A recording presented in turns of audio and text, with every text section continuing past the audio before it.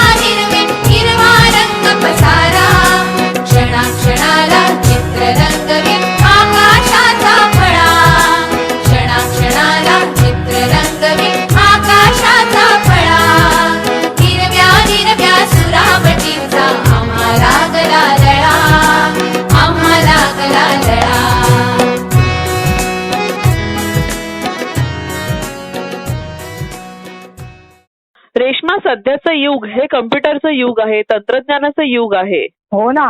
मुलांना सुद्धा शाळेमध्ये शिकवताना की नाही विविध पीपीटींचा उपयोग केला जातो. अर्थात पॉवर पॉइंट प्रेझेंटेशन, तसंच व्हाईट बोर्डचा सुद्धा वापर केला जातो. ह्या सगळ्या गोष्टी तर करतोच, पण बेसिक आपल्याला संगणक येणं, कम्प्युटर येणं खूप गरजेचं आहे. त्यामध्ये एक्सेल शीट, वर्ड फाईल याचा सुद्धा अभ्यास आपल्याला आवर्जून करावा लागतो. हो ना, आणि काळाबरोबर चालायचं असेल तर हे मात्र पटापट शिकून घ्यायला हवं. आणि मधुलिका, ज्यांना कम्प्युटरवर काम करायला आवडतं ना, अशी मुलं पुढे जाऊन इंजिनियर बनण्याचं सुद्धा स्वप्न पाहत असतात. अरे वा, म्हणजे त्यांचा सगळाच वेळ किंवा त्यांचं सगळंच काम या संगणकावर चालणार तर. हो, आणि पाहायला गेलं तर खूप विस्तारलेलं आहे हे क्षेत्र. जेवढं जाणून घ्यावं तेवढं थोडंच आहे असं वाटत राहतं. त्यामुळे शिकण्याची ओढ सुद्धा असायला हवी. तर बघूयात बालवर्गातल्या विद्यार्थ्यांना संगणकाबद्दल काय काय माहिती आहे ते. कारण त्यांना आपण आज अभ्यास दिलाय की संगणक कोणकोणती कामं करतो हे तुमच्या शब्दात सांगा. आणि मुलांनी त्यांना माहीत असलेले कम्प्युटरचे उपयोग आपल्याला व्हॉट्सअपच्या माध्यमातून उत्तर देऊन सांगितलेलं आहे. तर आज आपण कोणाशी बोलूयात? आज आपण बोलूयात शिवराज चव्हाण या जिल्हा परिषद प्राथमिक शाळा भेंडा खुर्द इयत्ता 2री मध्ये शिकणाऱ्या विद्यार्थ्याशी, जो तालुका नेवासा जिल्हा अहमदनगर इथे राहतो. त्याच्या सोबतच त्याची आई राजश्री चव्हाण यांच्याशी सुद्धा आपण गप्पा मारणार आहोत. ओके, बोलूयात मग आता आपण शिवराज सोबत. नमस्कार राजश्री ताई. नमस्कार. शाळेबाहेरच्या शाळेमध्ये तुमचं मनापासून स्वागत आहे. कशा आहात आपण? मजेत आहे. आणि कसा सुरू आहे शिवराजचा अभ्यास? छान करतो. म्हणजे शाळेमध्ये गेला की शाळेत तर असतोच तो, डेली अभ्यास करतो आणि जे शाळेमध्ये शिकवतात ते घरी आल्यानंतर पुन्हा मी त्याची तयारी करून घेत असते. अरे वा, मग तुम्ही त्याच्या मागे सतत लागता, अभ्यास कर असं म्हणता की तो आपणहून बसतो तुम्ही सांगितल्या? तो स्वतःहून पण करतो आणि त्याला सांगावं पण लागतं, म्हणजे हे कर ते. आणि शिवराज कसा आहे? खूप खेळकर आहे, मस्तीखोर आहे की शांत आहे? नाही, खूप खेळतो तो. खेळकर खूप. बरं. आणि तुम्हाला शिवराज मधला सगळ्यात जास्त असा कुठला गुण आवडतो बरं? खेळकर आहे तो, सांगितलेलं ऐकतो तसं. अरे वा, मस्तच. आणि तुमच्या शिवराजकडनं काय काय अपेक्षा आहेत? त्याने शिकावं चांगलं, म्हणजे आपण जे सांगतो ते ऐकावं. एक चांगला मुलगा म्हणून जरी आपण नाही त्यांनी पटकन ऍक्सेप्ट केलं की नको बुवा असा अभ्यास नको, पण मग आपण जे सांगतो की इतर मुलांसारखं त्यांनी वर्तन ठेवावं चांगलं. अरे वा, किती छान, किती महत्वाची ही खरं तर अपेक्षा आहे आणि सगळ्यात महत्वाची आहे आजच्या काळात ही अपेक्षा, की एक चांगलं व्यक्तिमत्व घडण्यासाठी. हो आता आम्हाला शिवराज सोबत गप्पा मारायला खूप आवडतील, आहे का तिकडे तो? हो आहे ना, बोला. हॅलो, हॅलो शिवराज, कसा आहेस तू? म्हणजे आम्हाला सांग, तुला अभ्यास करायला खूप आवडतं की खेळायला खूप आवडतं? अभ्यास आणि खेळायला अजिबात नाही आवडत? खेळायला पण अभ्यासाला पण. बरं, तुझे आवडते खेळ कोणते कोणते आहेत बरं? कबड्डी, क्रिकेट आणि एवढे दोनच आहे. बस 2च खेळ खेळतोस तू रोज? हो. बरं, आणि मग तुझ्या मित्रांची नावं काय काय आहेत ज्यांच्यासोबत तू हे सगळे खेळ खेळतोस? शिवम, पवन, स्वराज, हर्षद, शंभू. बरं, व्हेरी गुड. आम्हाला सांग, तुझ्या शाळेत कम्प्युटर आहे का बरं? हो. तुम्हाला कम्प्युटरवर आतापर्यंत काय काय शिकवलंय? संगणकावर टाईप करता येते, हा. गाणी गोष्टी ऐकता येतात, चित्रपट पाहता येतात, ETU, माऊस, कीबोर्ड, मॉनिटर कशाला म्हणतात हे आम्हाला शाळेत शिकवले. Very good. संगणक कोणकोणती कामं करतो हे तुला माहितीये का बरं? हो. सांग बरं आता आम्हाला. गाणी गोष्टी ऐकता येतात, चित्रपट पाहता येतात, संदेश, चित्रे, पत्रे, पुस्तके ही जगात कोठेही ते वेगाने पाठवता येते. बरोबर. आपण संगणकावरनं जे पत्र पाठवतो त्याला काय म्हणतात बरं? ईमेल. Very good. तुझा आवडता विषय कोणता आहे बरं? मराठी. मग चल, तुझ्या आवडत्या धड्यातले आम्हाला 2च पॅरेग्राफ पटकन वाचून दाखव बरं. मित्रांनो, ऑगस्ट महिन्यात आपला स्वातंत्र्य दिन साजरा झाला. शाळेत झेंडावंदन झाले, प्रभात फेरी निघाली, भाषणे झाली, मुलांना खाऊ दिला. आता 26 जानेवारीला आपल्या शाळेत प्रजासत्ताक दिन साजरा होईल. दिनू, तुला कसे रे कळते कोणत्या दिवशी काय साजरे होणार आहे, कोणत्या दिवशी सुट्टी आहे? त्यात काय एवढे? अरे घरी दिनदर्शिका असते ना, त्या सर्व माहिती दिलेली असते. शिवराज, तू आता आम्हाला खूप छान वाचून दाखवलंस. Good boy. आम्हाला सांग, तुला मोठं झाल्यावर काय व्हावं असं वाटतंय बरं? काय स्वप्न आहे तुझं? कलेक्टर. का बरं, तू असं का ठरवलंस कलेक्टरच व्हायचं? गावातली मुलं झाले म्हणून तू पण ठरवलंस? पण त्या सगळ्यांनी भरपूर अभ्यास केला, तसं तू पण करणार का? हो. Very good. शिवराज, तुझ्याशी आणि तुझ्या आईशी गप्पा मारून आम्हाला खूप मजा आली. असाच छान अभ्यास करत राहा. तुझ्या पुढच्या वाटचालीसाठी खूप खूप शुभेच्छा. Thank you. Your welcome. Bye bye. Bye.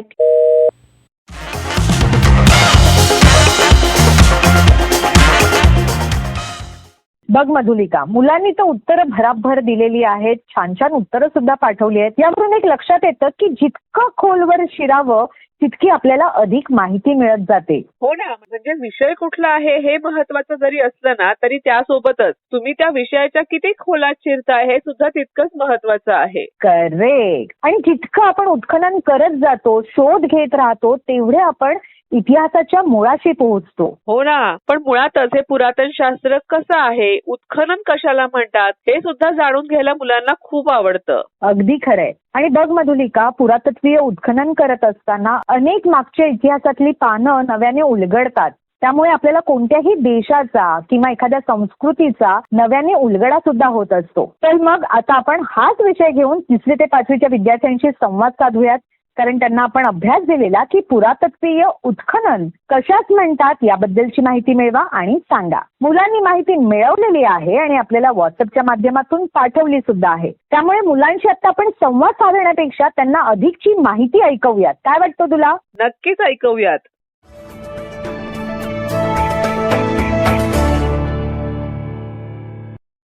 भूतकाळात वेगवेगळ्या समाजांनी निर्माण केलेल्या वस्तू आपल्याला ठिकठिकाणी पाहायला मिळतात. भूतकाळात उभारल्या गेलेल्या वास्तू म्हणजे मंदिरे, राजवाडे, किल्ले आजही आपल्याला पाहायला मिळतात. या वस्तू आणि वास्तूंपैकी काही चांगल्या अवस्थेत टिकून राहिलेल्या असतात, तर काहींची मोडतोड, पडझड झाल्यामुळे त्यांचे अवशेष शिल्लक असतात. हे सर्वच अवशेष जमिनीवर असतात असे नाही. वर्षानुवर्षे पुराने वाहून आणलेल्या गाळाचे किंवा वाऱ्याने वाहून आणलेल्या मातीचे थर साचून त्याखाली काही अवशेष गाडले जातात. मानवाने घडवलेल्या वस्तू आणि वास्तू यांच्याप्रमाणेच मानव आणि प्राणी यांच्या सांगाड्यांचे अवशेषही अशाच पद्धतीने गाडले गेलेले असतात. अशा अवशेषांना पुरावशेष म्हणतात. पुरा म्हणजे जुने. भूतकाळातील वस्तू आणि वास्तू यांच्या तसेच त्यांच्या अवशेषांच्या आधारे घडून गेलेल्या घटनांची मांडणी शास्त्रीय पद्धतीने करणाऱ्या शास्त्रास पुरातत्वशास्त्र असे म्हणतात. पुरावशेष शोधून काढण्याचे आणि त्याचा अभ्यास करण्याचे काम पुरावतत्वज्ञ करतात. जमिनीखाली गाडले गेलेले पुरावशेष उजेडात आणण्यासाठी जमिनीचा एक एक थर अत्यंत शास्त्रशुद्ध रीतीने तपासत काळजीपूर्वक रीतीने खणण्याला पुरातत्वीय उत्खनन असे म्हणतात. पुरावशेष जिथे सापडू शकतील अशा स्थळांचा शोध प्रथम घेतला जातो. त्याची व्यवस्थित नोंद केली जाते. त्यानंतर कोणत्या स्थळी उत्खनन करायचे याचे नियोजन केले जाते. उत्खनात सापडलेल्या अवशेषांचा अभ्यास करत असताना पुरातत्वज्ञ अनेक प्रश्नांची उत्तरे शोधण्याचा प्रयत्न करतात. उदाहरणार्थ, मिळालेले अवशेष कोणत्या काळातील आहेत, ते अवशेष कोणत्या संस्कृतीतील आहेत, त्या संस्कृतीमधील लोकांचे दैनंदिन जीवन कोणत्या प्रकारचे होते, त्या लोकांचे इतर संस्कृतींमधील लोकांशी कशा प्रकारचे संबंध होते, त्या लोकांच्या दैनंदिन जीवनातील गरजा भागविण्यासाठी ते भोवतालच्या परिसरातील नैसर्गिक साधनसंपत्तीचा उपयोग कसा करून घेत होते. तर मुलांनो, इतिहास म्हणजे काय आणि त्याचा अभ्यास कसा करतात हे आता तुमच्या लक्षात आले असेल. पुढच्या पाठात आपण त्याविषयी अधिक माहिती घेणार आहोत.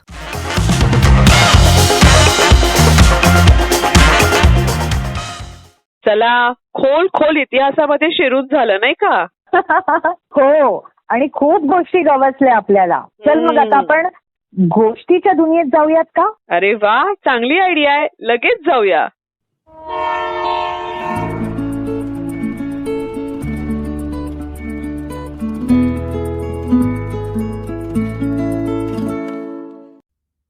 हिरू आणि नीरू. आटपाट नगरात 2 मुलगे शेजारी शेजारी राहत होते. एक होता हिरू, दुसरा होता नीरू. दोघे एकाच शाळेत होते.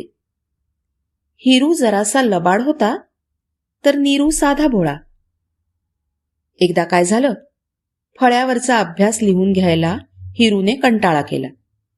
त्यामुळे संध्याकाळी येताना त्यानं नीरूची वही ठेवून घेतली. त्याला वही दिल्यामुळे नीरूचा अभ्यास करायचा राहिला आणि दुसऱ्या दिवशी ओरडा खावा लागला. तरी तो हिरूला काहीच बोलला नाही. हिरूची रूपाताई हॉस्टेलला शिकायला होती. तिनं तिथून येताना हिरूसाठी शंख शिंपले आणले. सुंदर शंख शिंपले पाहून हिरू हवेत तरंगू लागला. त्यानं ते शाळेत नेऊन दाखवले, पण नीरू सकट कुणालाही हात लावायला दिला नाही.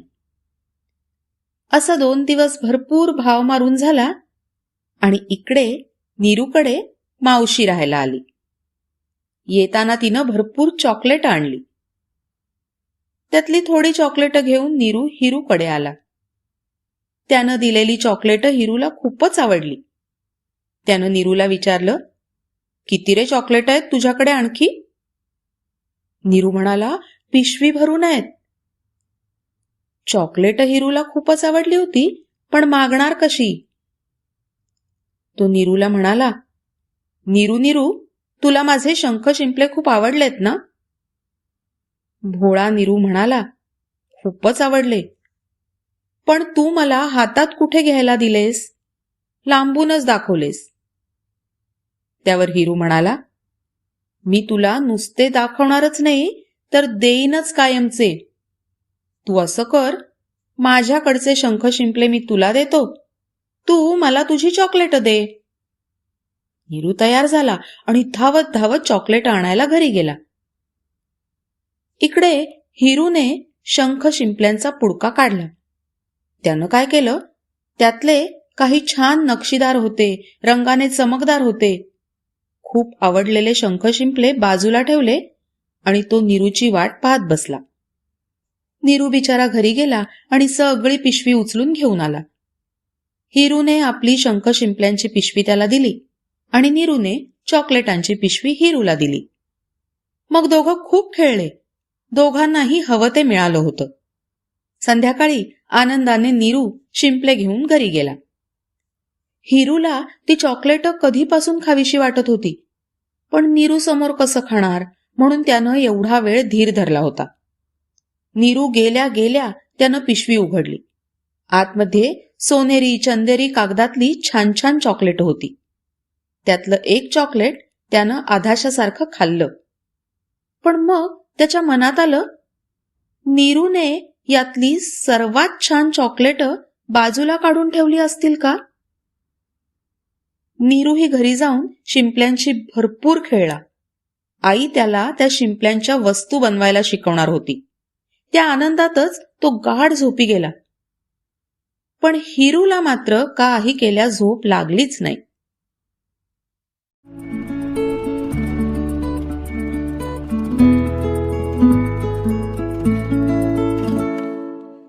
मधुलिका, गोष्टीमुळे आपल्या मनाला थोडीशी चालना मिळाली, एक ऊर्जा मिळाली, हो की नाही? हो ना, पण म्हणजे तुला आता असं म्हणायचंय का ह्या ऊर्जेचा उपयोग आता आपल्याला गणिताचा अभ्यास करण्यासाठी करायचा आहे? करेक्ट. त्यामुळे आपल्या डोक्याला आणि बुद्धीला अजून चालना मिळेल आणि आपण अजून शार्प माइंडेड होऊ.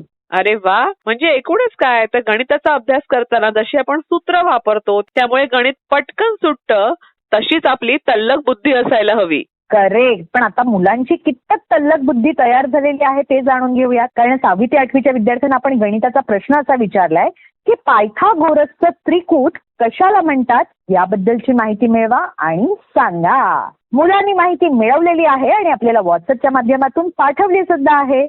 अरे वा, चल मग आता आपण हेच उत्तर जाणून घेऊया. खुशी पोलोजवर या जिल्हा परिषद उच्च प्राथमिक शाळा देवाडा इयत्ता 7वी मध्ये शिकणाऱ्या विद्यार्थिनीकडून, जी तालुका पोंभुर्णा जिल्हा चंद्रपूर इथे राहते. ओके, बोलूयात मग आता आपण खुशी सोबत.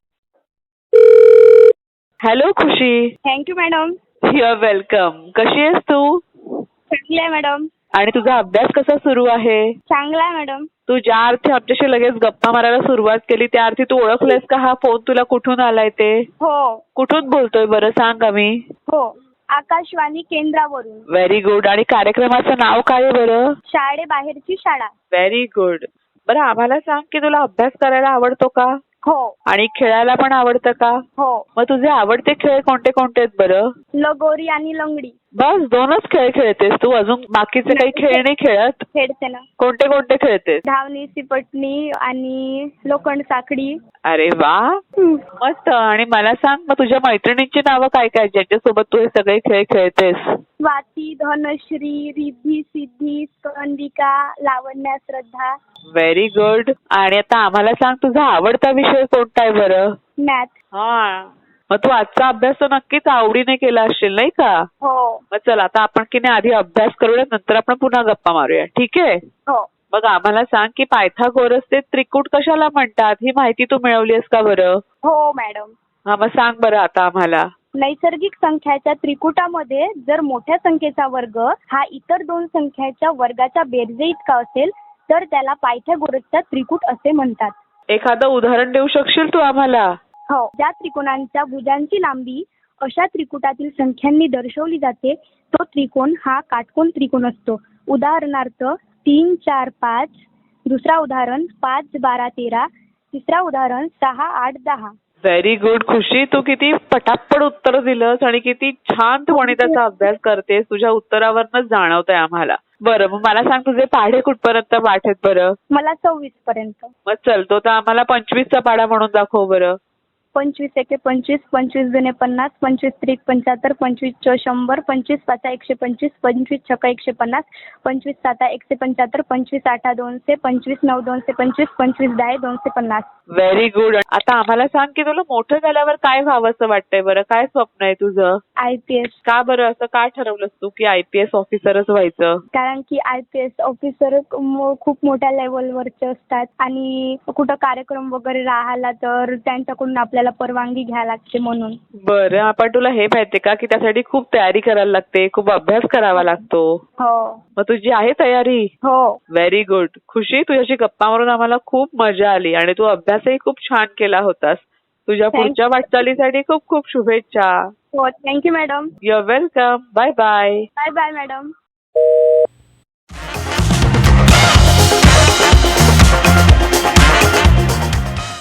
आजच्या आपल्या स्मार्ट माता सेगमेंटमध्ये गोळेगावच्या सहभागी होत आहेत किरण बेदी गटाच्या माधुरी भोकरे, राजेश्री मठपती, सुजाता हुस्सेरवार, महादेवी मठपती आणि उज्ज्वला नव्हाते. नमस्कार माधुरीताई, राजश्रीताई, सुजाताताई, महादेवीताई आणि उज्ज्वलाताई. नमस्कार ताई. नमस्कार. कशा आहात तुम्ही सगळ्या जणी? मजेत मजेत. मुलांचा अभ्यास कसा सुरू आहे? खूप छान आहे. अरे वा, मस्त. मला सांगा, तुमच्या गटाचं तुम्ही नाव काय ठेवलंय बरं? किरण बेदी गट आहे ताई आमच्या गटाचं नाव. अरे वा. आणि हेच नाव द्यावं असं का वाटलं तुम्हा सगळ्या जणींना? सगळ्यांचं मत घेऊनच म्हणजे लिटल माता मीच आहे ताई. हा. तर सगळ्यांचं मत घेऊन आम्हाला असं वाटलं की झान्सी राणी किंवा आपली जिजामाता आणि सावित्रीबाई फुले असे गट आपण नाव ठेवतो, पण ते आपण जर बघायला गेलं तर ते एक इतिहास झालाय आता. आणि सध्याच्या युगासाठी आपल्याला कोणतरी आदर्श म्हणून जे वाटत असेल तर पहिल्यांदा म्हणून आपल्या किरण बेदी ताईंचं नाव समोर येते. म्हणून छान. मला असं वाटतं की आता ह्या युगासाठी आपल्याला जर कोणी आदर्श असतील तर ते आत्ताच्या जनरेशनसाठी किरण बेदी ताई आहेत. म्हणून मी माझ्या गटाचं नाव किरण बेदी गट म्हणून ठेवलंय ताई. खूपच सुंदर माधुरीताई.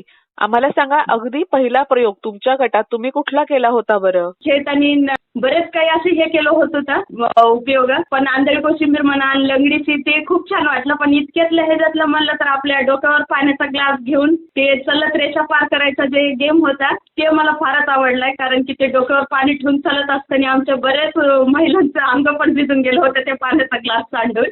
मग ते खेळ खेळताना आम्हाला खूप मजा आली ताई. अरे वा, मस्त. आणि अशा प्रकारचे कुठले कुठले आयडिया व्हिडिओचे प्रयोग करताना किंवा त्यात ते खेळ खेळून बघताना खूप मजा आली, खूप हसायला आलं तुम्हाला? हो ताई, हो, नक्की. आतापासून आम्हाला बघा 25 आयडिया व्हिडिओज मिळालेत. आज 26 मिळाला होता. अजून तर आम्ही काही मीटिंग घेतली नाही आजची. त्यात आपण डोक्यावर परात ठेवून त्याच्यात धान्य गोळा करायचं, बांगडीच्या मध्ये धान्य टाकू घालायचं, ते एक गेम खेळला होता. पुन्हा पाठीच्या मागं फुगे ठेवून 2 मातांच्या पाठीमध्ये फुगे ठेवून ते रेषा पार करायचं, ते एक खेळ खेळला होता आम्ही. असे बरेच काही खेळ आम्ही खेळलेत ताई. आणि ते उडी मारताना सुद्धा आपण चलत असताना डोक्याला पट्टी बांधून एक माता त्यांना अडवायची कोशिश करत राहते दोरीने किंवा इतर कोणत्या तरी साहित्याने. ते पण खेळ खेळताना आम्हाला खूप मजा आली ताई.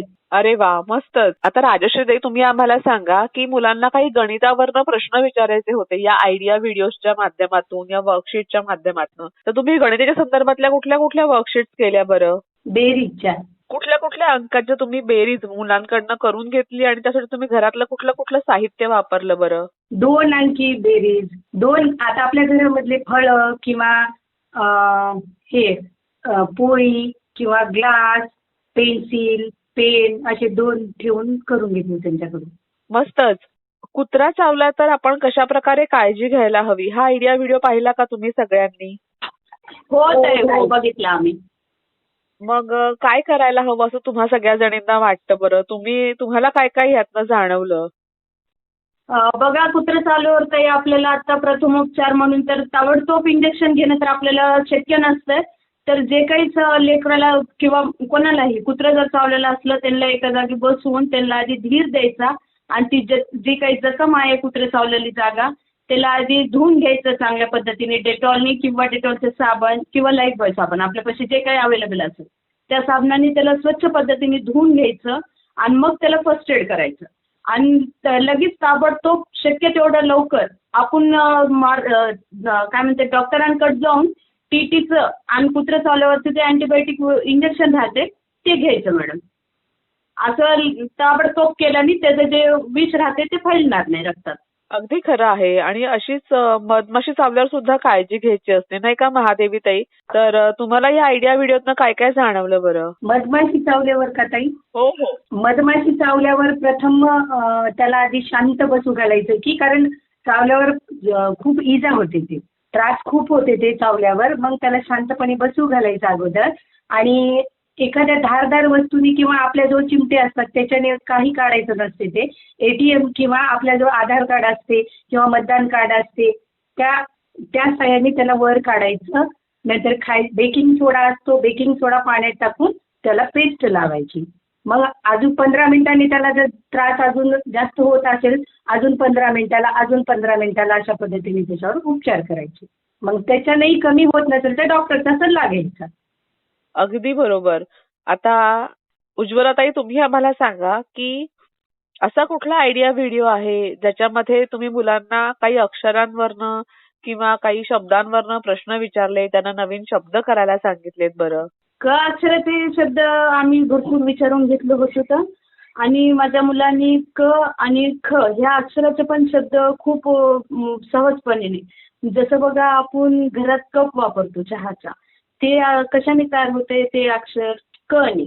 असं बरंच काही क, खव्याचं, पुन्हा काय म्हणतात त्याला कातर, असे बरेच काही शब्द लेकरांनी सुद्धा मला सांगितलेले आहेत.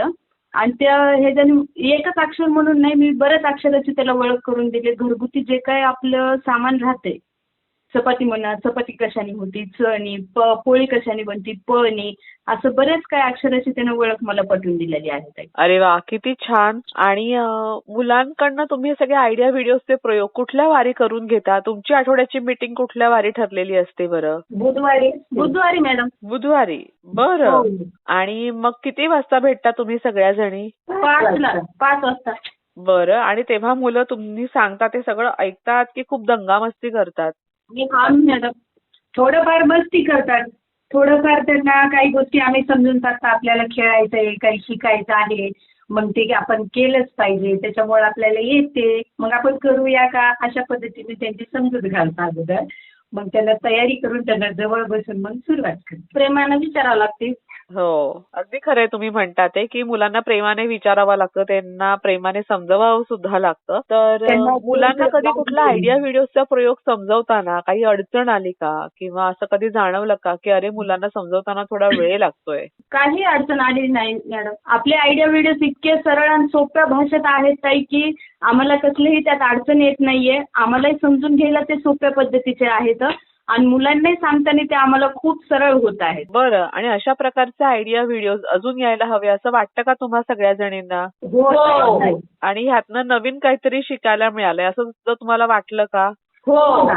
छान नवीन नवीन वेगवेगळ्या कल्पना डोक्यामध्ये येत आहेत हे पाहण्यापासून. आणि आपल्याला मुलांना शिकवताना जे काही अडचणी आधी निर्माण होत होत्या त्या ह्या निपुण महाराष्ट्राच्या अभियानामुळे ते सरळ आणि सोपे होते असं आम्हाला सगळ्यांनाच वाटायला येत आहे. अरे वा, मस्त. तुमच्या सगळ्या जणींचा उत्साह खरंच तुमच्या शब्दांमधनं, तुमच्या आवाजामधनं जाणवतो आणि हा उत्साह कायम असाच राहू दे. माधुरीताई, राजश्रीताई, सुजाताताई, महादेवीताई आणि उज्ज्वलाताई आजच्या कार्यक्रमात सहभागी झाल्याबद्दल तुमचे सगळ्या जणींचे मनापासून आभार. धन्यवाद. धन्यवाद. बाय. बाय.